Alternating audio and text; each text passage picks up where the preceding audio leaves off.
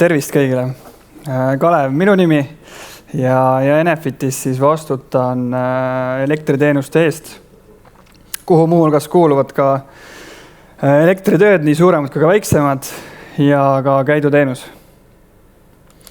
Aga alustades elektritöödest, siis meie võimekusest täna on pakkuda nii väiksemad kui ka suuremaid elektritöid, alates siis pistikupesade paigaldusest kuni elektrisüsteemi sellise suurema rekonstrueerimiseni välja.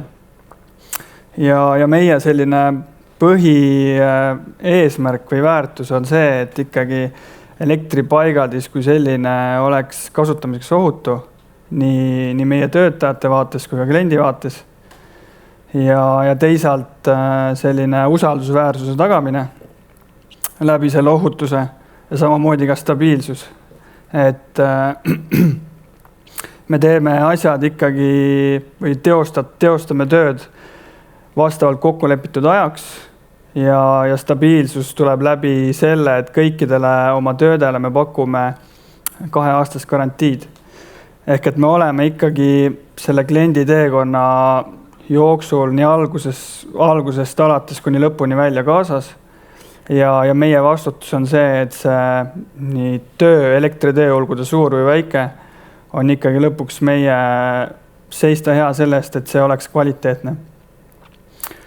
Ja samuti selline personaalne lähenemine, nagu siin eelpool on juba päris palju mainitud, aga elektritööde vaates on ikkagi oluline see, et tööd saavad teostatud vastavalt kliendi vajadusele või soovile. Ja selle eelduseks on ikkagi läbipaistev ja aus suhtlus, samamoodi kliendi teekonna algusest kuni lõpuni välja, kuni siis järelteeninduseni. Ja paindlik makseviis või paindlikkus tervikuna, kui me räägime makseviisidest, siis elektritööd või väiketööd on hinnastatud vastavalt tunni hinna alusel. Ja kui me räägime projekttöödest, siis projekttööd reeglina on kallimad kui väiketööd. Ja paindlikkus väljendubki selles, et me võimaldame sellist igakuist maksegraafikut, et tagada just klientide või kliendi vahendite likviidsus, et ei peaks tegema suurt investeeringut, vaid kui on mingi suurem projekttöö vaja teostada, siis leiame lahenduse läbi selle paindliku makseviisi. Ja paindlikkusest rääkides, siis paindlik peab olema nii teenuste lõikes, olgu ta siis elektritööd või laadjate paigaldus või mis iganes selleks, või siis vastavalt turutingimustele, et püsida konkurentsivõimeline. Seda nii ettevõtte tasandil kui ka siis teenuste lõikes samuti. Ja lisaks, mis puudutab elektritöid, siis teenusosutajatena on meil väga oluline saada klientidelt järjepidevat tagasisidet.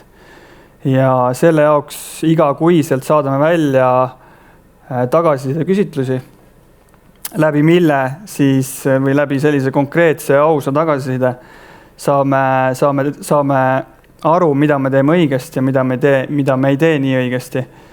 Ja läbi selle teha siis omad järeldused ja efektiivistada oma protsessi järjepidevalt. Et see aus tagasiside on oluline, et tekiks progress ja samuti on oluline ka konkurents, et pidevalt areneda ja pakkuda kvaliteetset teenust kuust kuusse. Ja minnes edasi käiduteenuse juurde, siis käiduteenuse vaates või elektripaigalduse käidu selline põhisõnum on ikkagi see, et see elektripaigaldis on ohutu, samamoodi nii siis paigaldise omanikule kui ka näiteks inimestele, kes kuidagi on mingil moel on sellega seotud. Ja kui vaadata määrust, siis määruse järgi on kohustuslik omada kirjalikku käidulepingut juhul, kui elektripaigaldise elektripaigaldisega omanik vajab käidulepingut juhul, kui on tegemist madalpinge paigaldisega, mille peakaitsme nimivool on üle 100 ampri ja mille võrguleping on sõlmitud siis 400 volti võrgupingel. Ja kui me räägime kõrgepingepaigaldisest, siis kõrgepingepaigaldise puhul on A-pädevuse käidukorraldaja kohustuslik igal juhul, et peakaitse nimivoolust olenemata. Ja kõrgepinge või keskpinge paigaldise puhul on võrgulepingus kirjas siis kilovatid, mitte amprid. Ja võrguleping on sõlmitud siis kas 6, 10, 15 või 20 kilovolti võrgupingele. Ja ütleme Enefitis või Enefit tervikuna on ikkagi käiduteenuse vaates selge turuliider. Et meie portfelli kuulub üle 450 kliendi ja üle 500 objekti üle Eesti. Ja pakume siis nii kesk- kui ka madalpinge käiduteenust, ehk et meil on olemas vajalik kompetents pädevuste näol ja samuti ka siis selline pikaajaline kogemus teenuse osutamisel. Ja siin tuleb, ütleme, käiduteenuse vaates samamoodi tuleb see sõna personaalsus välja. Et meie eesmärk on ikkagi tagada see ohutus ka reaalselt, et selle käidukorraldaja nimi lõpuks jõuab TTJA-sse, kes paberil on ta paigaldise vastutav isik. Ja tema peab seisma selle eest, et see paigaldis oleks ohutu, et seal käiks regulaarne ülevaatus ja paigaldis vastaks nõuetele. Et ta ei oleks lihtsalt nimi paberil. Ja viimaseks digitaalsus, et käidupäevikud on meil digitaalsed ja pärast igat sellist regulaarset ülevaatust need jõuavad kliendini vahetult pärast ülevaatust, et see tagab operatiivsuse ja vahetu siis sellise kiire infovahetuse. Ja personaalsus väljendub ka selles, et on olemas üks kindel kontaktisik kogu aeg, kes seda paigaldist teab ja tunneb ja kellega klient saab otse suhelda ja vajadusel potentsiaalsed ohuallikad kiiresti likvideerida. Ja samamoodi nagu elektritöödega, suurte ja väikeste elektritöödega, viime ka käiduteenuse raames välja igakuist sellist tagasiside küsitlust. Ja samamoodi on meie eesmärk pidevalt teenust parendada, et olla konkurentsivõimeline ja pädev oma tegemistes. Ja jah, et minu poolt oleks sellega kõik küsimused. Aitäh, Kalev. Siin on ka mõni küsimus. Ma küsin kõigepealt ise nagu selles mõttes täpselt ära, et ma saan aru, kui näiteks toome ühe situatsiooni näite, kui kliendil on 30 objekti ja ma sain aru, et selles mõttes, et kui meie käidutehnik läheb iga objekti peale, siis koheselt peale seda saadetakse kliendile siis nagu tegelik aruanne, et objekti peal on käidud nagu. Et siis selles mõttes, et klient saabki nagu, kas seal on mingisuguseid muid? Seal on see digitaalne aruandlus, kui selline on objektipõhine. Et selles suhtes praegu see tarkvara on üles ehitatud selliselt, et juhul kui mingil haldusettevõttel näiteks ongi 15-20 objekti, siis meie tarkvaras on ikkagi, kuna iga objekt on tegelikult eraldiseisev, siis iga objekti kohta lõpuks tulebki neid aruandeid päris mitu. Et siis on nagu, see on eesmärk on see, et ikkagi meil on väga selgelt eristatud, mis objektil, mis toimub, et sellepärast on see nii. Nii, aga aitäh sulle, et võtan järgmise küsimuse. Kuidas käidupakkumise saamine käib? Kas objektid käiakse kliendiga füüsiliselt läbi või on see dokumentatsioonipõhine?